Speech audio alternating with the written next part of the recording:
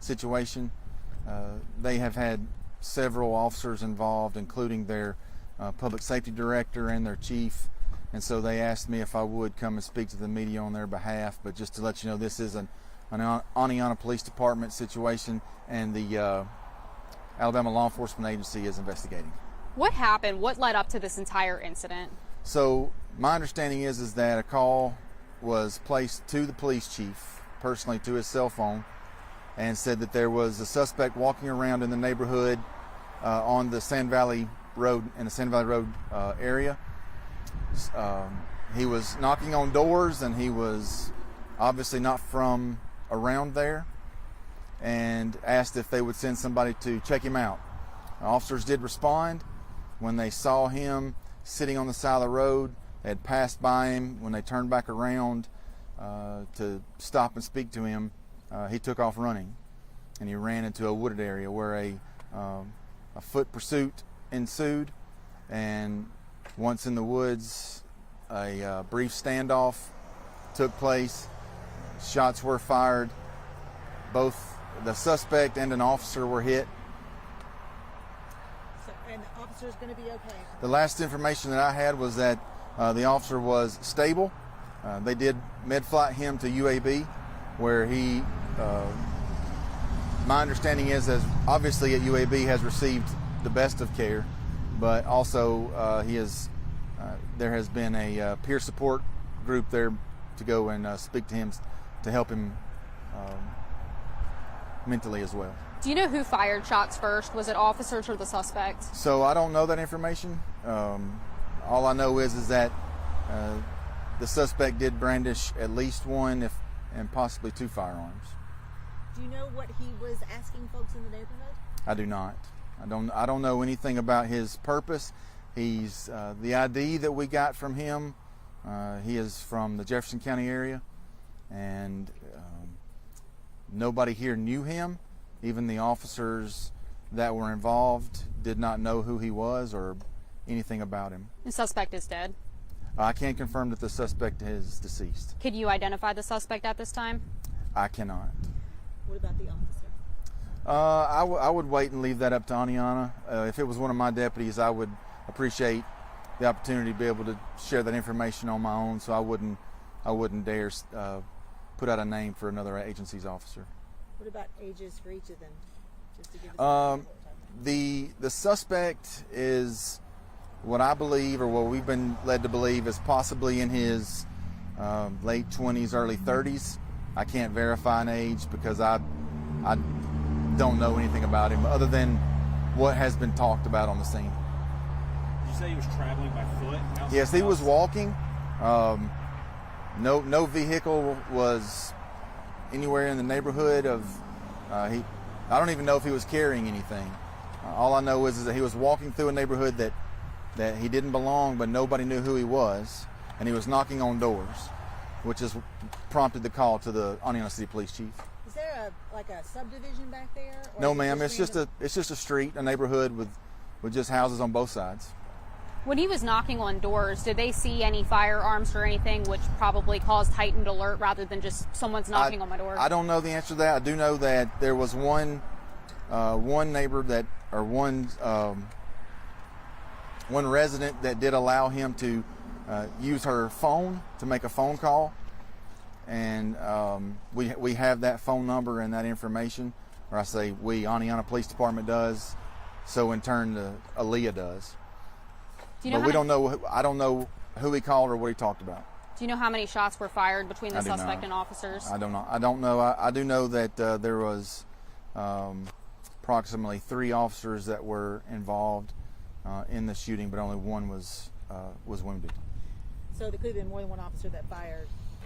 As far as you know that. I can't confirm that, but it is possible. Real quickly, just the fact that you're out here speaking, and this is an Oneonta case, you guys are pretty close. Oh, Blount County is a small county with just a handful of law enforcement personnel, and anytime I've got 3 deputies involved down there. I've got all my investigators down there. We do everything that we can to support them and if it was the situation was turned around, they would do the same thing for us.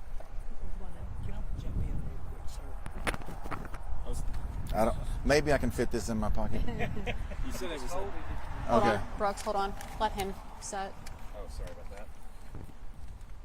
You said it's a small community. Do you know how many officers Oneonta has? Oneonta typically has 3 on patrol on a regular patrol shift. We have at the sheriff's office, typically we have 4, sometimes 5, depending. But today we were shorthanded as well, so we only had 3 out today. But all my investigators were at the office when the call came out, so they all responded immediately. Can you kind of just recap everything so that they have it also? You ready? Yes, sir. So this morning it was around 10:54 was when the original call came to the law enforcement or to Oneonta Police Department. The chief, he had gotten the call on his cell phone from a resident that there was a suspicious male walking in the neighborhood knocking on doors. So the chief called one of his patrol officers and they responded.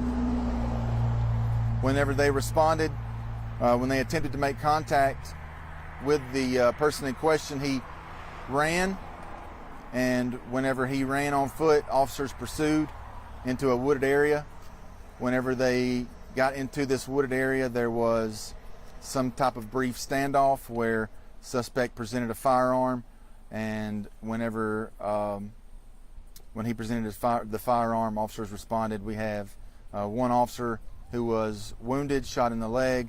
He has been transported via helicopter to UAB, and he is receiving care there. He is stable. My understanding is he is stable. And then the suspect who was involved, he is deceased. Now, just to clarify, the officer that was shot, were they shot by the suspect? I don't know the answer to that.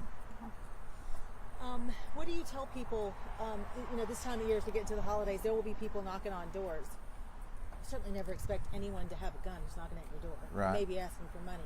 But what do you tell people about this? So obviously, if somebody comes to your door that you don't recognize and they don't appear to be some sort of professional, offering a professional service of some sort, we would really prefer, and I know I can speak for any law enforcement agency at this point, we would prefer you to call 911 so that we can come out and find out what their intentions are. This person, just from what I observed from the scene, this person appeared to be possibly homeless or at least displaced for the moment. He was not dressed, nor did he appear to be selling anything or anything of that nature.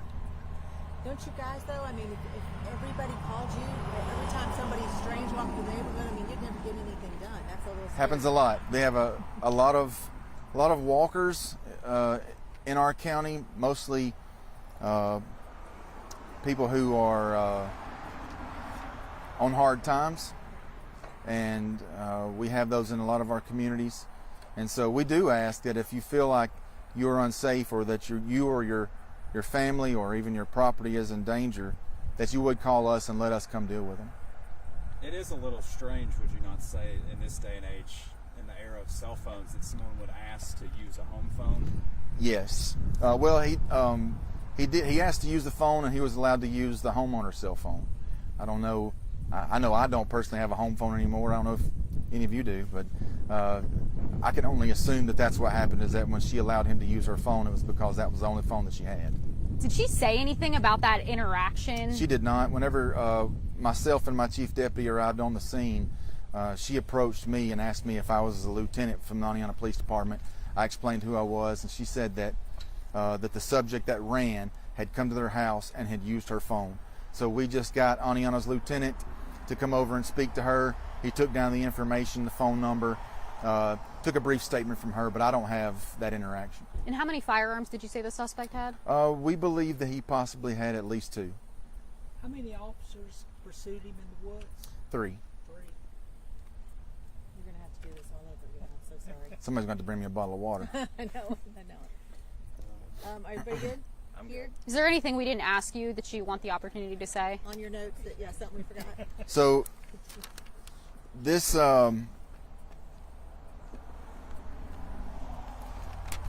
because everybody from Oneonta, including the public safety director and the chief, were involved in this. They were on the scene when the shots were fired, but they were not involved in the shooting. But because they were there and because they were witnesses, then they basically cannot come up here to do this, which is why they asked me to do it. And I told them, I said, I would be glad to help you any way I can. And it was almost immediately that my phone began to ring from you guys, which is not unusual. Sense, I guess. I'm giving you another one. Oh boy. I think I can take one off. Yeah, we'll take the other ones off you. Thanks again for your time, Sheriff, and what you do. Hold that real quick, and we'll get all these off. I'm holding this one for 6.